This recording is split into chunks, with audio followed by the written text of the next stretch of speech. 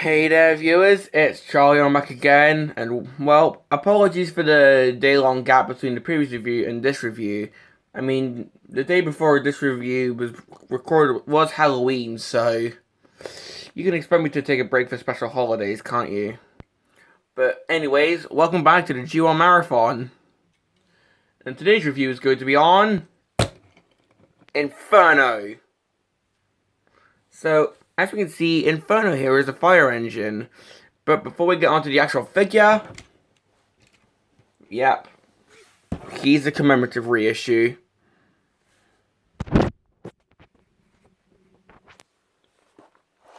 So having a look at the box, here we can see that he's Commemorative Series 5. Changing from fire truck to robot on back. I mean, it's not wrong. Inferno. A picture of Inferno there. At the underneath, which shows the figure in both modes. Top, which once again shows the figure in both modes. The sides, which aren't really... Well, they aren't anything to write home about. The back, which once again has the Autobot artwork. And it is text spec, which, well, let's just read it.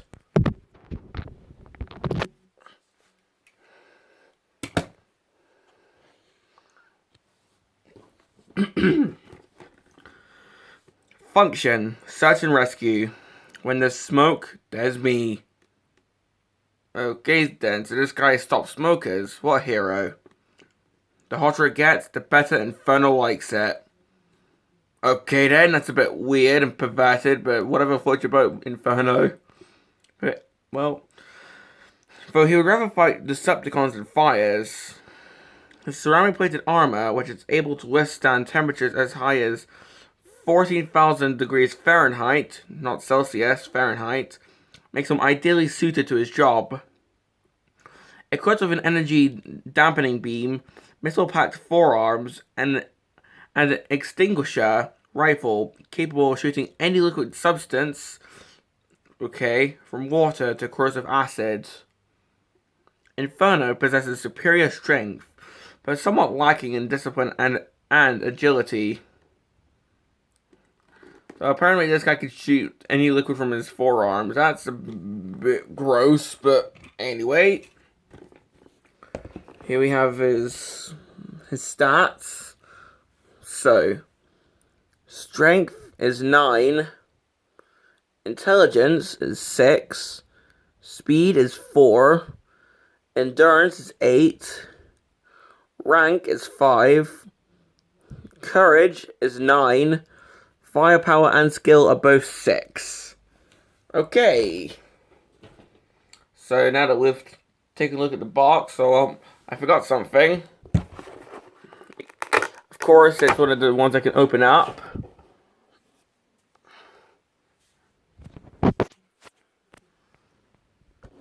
So here we have Thundercracker, Silver Streak, at the time they couldn't call him Blue Streak, and Jazz.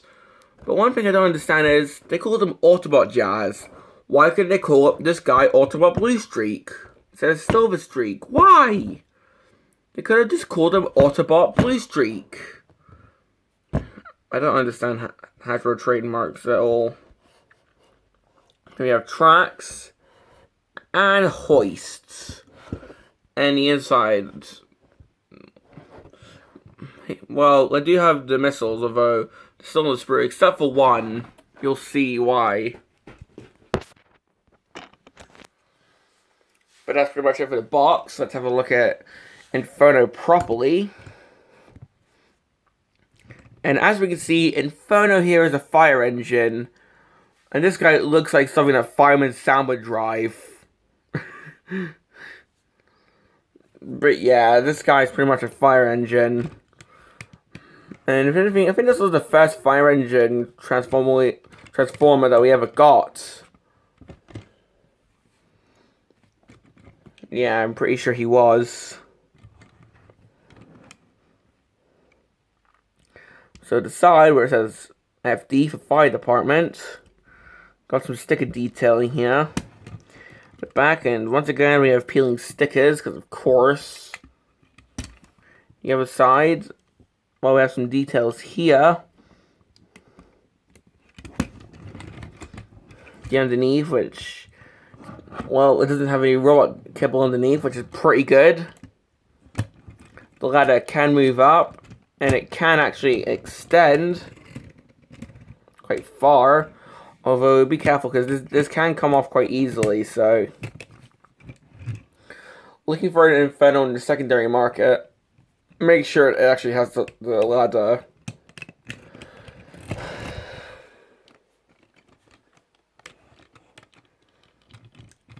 Now, his rub sign is actually in this canopy here, or well, the actual driver's seat.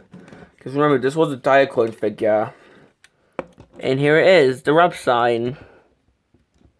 If I can get this to work. Oh, sort of. There we go, you see? I don't really understand why they put the rub symbol in there. I mean, personally, I would have put it on top here. But, well, oh well. So, that's pretty much it for the fire engine mode. So, let's just transform him, eh? Because, well, this could be perfect for, I don't know, if you want to have, like, Fireman Sam driving to, I don't know, save Astro Train. I don't know why. Like, save Thomas from Astro Train, then go ahead. But, yeah, let's just go with his transformation. I have no idea what the hell I'm saying anymore. But come in here. Take these bits and move them out, like so.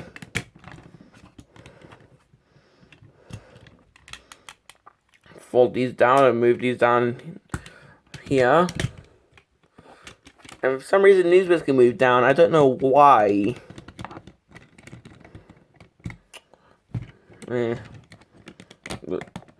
Take the ladder and move that up just to get out of the way for now. We'll take this bit, move that down. Move these to form the feet. This guy's actually quite tall. Pardon me as I get something to stun my camera. I'll just use the actual box.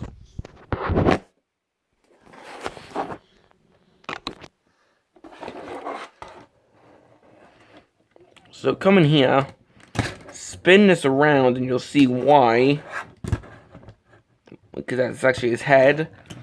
Accordion all this up so it clicks in like so. Take the ladder, swing that all the way around to his back. And well, now it's time for parts forming. We have these wings that plug in. Like so. We have a missile which can plug into either arm, but I like to plug into this arm. Have the fists to plug in. And also his gun. So, yeah. Inferno does have a bit of parts forming. I mean, this guy, along with Sunstreaker and Hoist / Trailbreaker, well, Sunstreaker, Inferno, Grapple, Trailbreaker, Hoist, Optimus Prime, and Ultra Magnus are the only G1 figures I can even think of where you actually have to plug in the fists. Not counting the combiners. But yeah. So Inferno in his robot mode is quite standard. I mean, we had the ladder in the back. But still, having a look at Inferno's head, we can see that, well, once again, we have a standard robot face, and the helmet's quite cool because it has these two prongs at the side. So that's quite cool.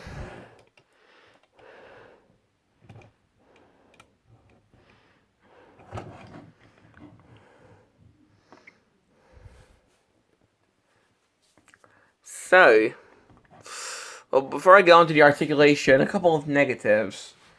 Well, I mean, the fist plugging in, it sucks.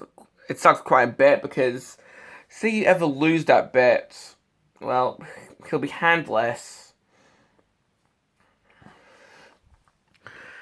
Not to mention, well, although it could be just my copy, but the sticker's peeling.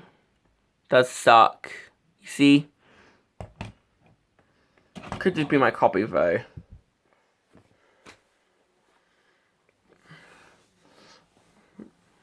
But now I'm just searching for complaints now. Now articulation, nothing at the head, because of course, although I suppose he can look up if you sort of move that.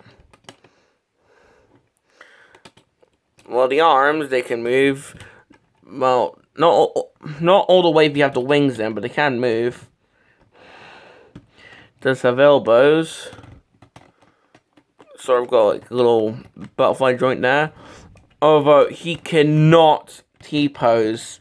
Yep, I'm not joking. He cannot T-pose.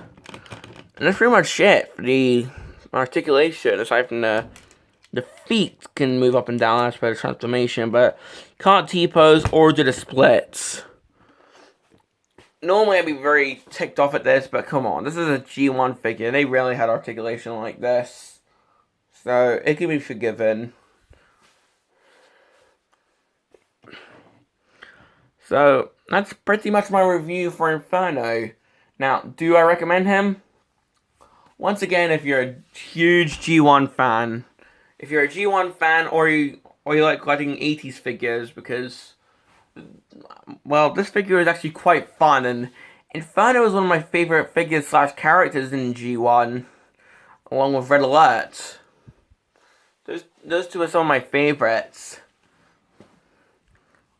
Not to mention, I just love how he looks in robot mode.